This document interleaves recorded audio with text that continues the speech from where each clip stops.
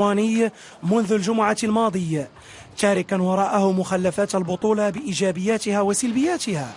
أبناء الحمامة البيضاء على موعد هذه الليلة مع التاريخ، وهم يقتحمون العالمية من بوابة التتويج بالبطولة، وتركيز اللاعبين على المواجهة في أعلى درجاته. غادي ناخذوا بجديه وحنا كنستعدوا له ونتمنوا باش نحققوا واحد النتيجه ايجابيه في الماتش الاول باش نجوزوا للدور اللي مورا ان شاء الله. نشرفوا حتى حنا المدينه ونشرفوا البلاد كما شرفت الرجاء البيضاوي ونكونوا في احسن وجه ان شاء الله.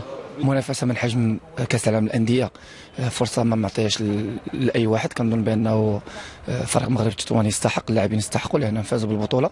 لحسن الحظ انه تظاهره منظمه في البلاد ديالنا. كنظن بانه في اللاشعور في العقل الباطن ضروري كيكون تفكير في هذا الامر هذا، رغم اننا كنحاولوا اننا نكونوا احترافيين في العقليه ديالنا وفي التفكير ديالنا. خصم التطوانيين بطل أوقيانوسيا نادي أوكلاند سيتي النيوزيلندي يعلم جيدا ما تقدمه أنديتنا الوطنية في المواعيد الكبرى، لذلك سيدخل بشعار الثأر من إقصائه في النسخة الماضية على يد الرجاء البيضاوي.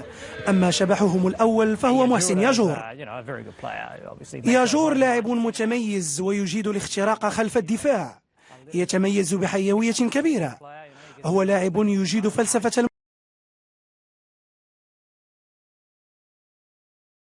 مباغتة، هو من طينة اللاعبين الكبار بمراوغاته، وهداف من مستوى عال، يعد من أسلحة الفريق المغربي في البطولة. نعرفه جيدا من خلال اللقاء الذي جمعنا قبل سنة بالرجاء البيضاوي، لذلك نحن على أتم الاستعداد للحد من خطورته.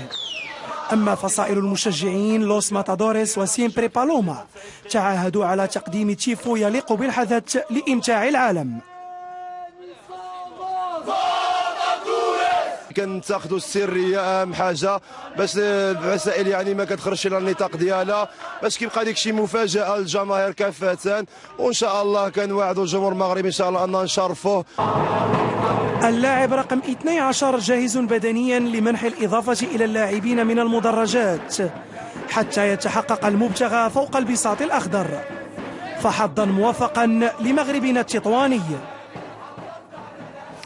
ومعنا مباشرة مدرب فريق المغرب أتلتيك تطوان، ممثل كرة القدم المغربية في بطولة العالم للأندية من مدينة سخيرات، حيث يقيم الفريق ويجري آخر استعداداته قبل انطلاق هذه المواجهة. سي عزيز العمري، أكيد أنه منذ فوز مغرب أتلتيك تطوان ببطولة المغرب الموسم الماضي وكل الفكر مركز على المشاركة في هذا العرس الكروي العالمي بطولة العالم للأندية، أليس كذلك؟ وفعلا هو الوجود ديالنا اليوم في هذا الملتقى اللي هو ملتقى كبير، ملتقى ديال الموندياليتو كأس العالم للأندية، هو شرف كبير لنا نمثلوا الوطن ديالنا ونمثلوا الجمهور ديالنا والشعب ديالنا في أكبر تظاهرة رياضية. وفي نفس الوقت الذهن ديالنا كان منصب بكل صراحة بالأخص في الأيام الأخيرة على الوجود ديالنا والبحث ديالنا باش نقدموا واحد العرض جيد حتى ما يصبو إليه الجمهور ديالنا يتحقق إن شاء الله. سي عزيز العمري، إذن الفريق أكيد أن الفريق حاضر بكل عناصره من دون إصابات، كذلك جميع تذاكر المباراة الافتتاحية بيعت عن آخرها بحضور جماهيري لكل ممثلي سواء الشمال وجميع جهات المملكة الذين سيكونون خلف فريق المغرب التطواني، مثل ما حدث السنة الماضية مع فريق الرجاء البيضاوي. هل فريق مغرب أتلتيك تطوان سعازم على تقديم ما قدمه فريق الرجاء السنة الماضية؟ وهو كنظن بأن بدون مقارنة مع فريق الرجاء، حقيقة فريق الرجاء حقق ما لا يحققه أكبر الفروق العالمية. صحيح، لكن هذا دعم معنوي غادي يخلينا أننا دائما نفكروا نكونوا مثال الكرة ونمثلوا الكرة الوطنية أحسن تمثيل، ونبينوا حقيقة ديال الكرة المغربية بالمستوى إن شاء الله اللي غادي نقدموه، ونفرحوا الجماهير الكبيرة اللي غادي تتابعنا، وهذا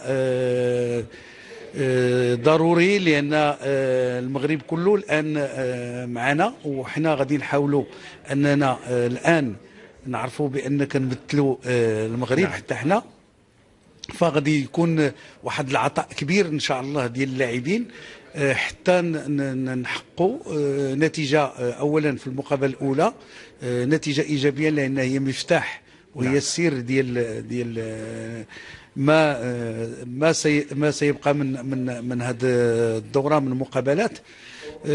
ولكن كنظن بأن الفريق أوكلاند فريق اللي هو ربما هذه الدورة السادسة اللي كيحضر لها هو صحيح. يعني عنده تجربة ربما أكثر منا، الفريق اللي يلعب مع فريق مغربي وكيعرف الآن التقنيات ديال اللاعبين المغاربة وكيعرف المستوى الفردي ديال اللاعبين المغاربة. الفرق بيننا حنا اللي عمرنا ما لعبنا مع فريق نيوزيلندي باش نعرفوا القيمة ديالو، ولكن كما بغى يكون الحال حنا مستعدين احسن استعداد باش نكونوا في المستوى ان شاء الله.